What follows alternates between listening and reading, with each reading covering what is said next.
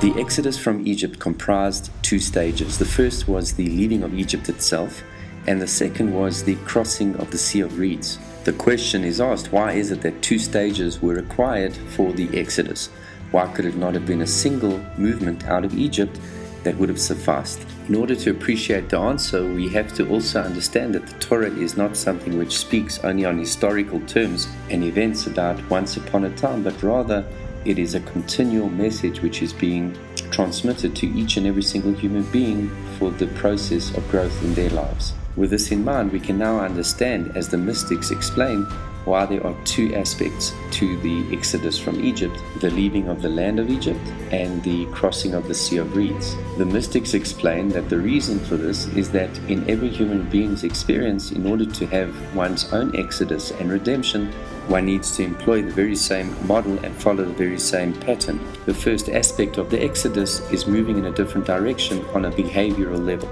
merely doing actions, sometimes even mindlessly, that are conducive to positive outcomes. This refers to a physical, mechanical, and external dimension of the human being, the area of our action which is under our control, and we're able to redirect it at any given moment. But this is only the first stage of the redemption, because if we're only taking our external action-based aspects of who we are without raising or elevating the inner part of who we are, then we are potentially still in Egypt within.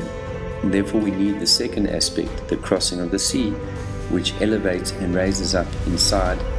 of our hearts and minds, our spirit and our soul, deepening and intensifying our intentions in a good way,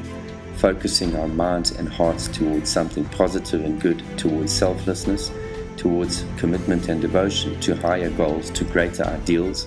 adopting and embracing deeper wisdoms into our lives, things that are not just of an information nature, but rather that indeed create a shift and movement inside of our souls, which ultimately play itself out in our lives towards good. And it is the wise sages of Israel which remind us that each and every single human being needs to go through the process of the Exodus, both these aspects of the Exodus, each and every single day of our lives.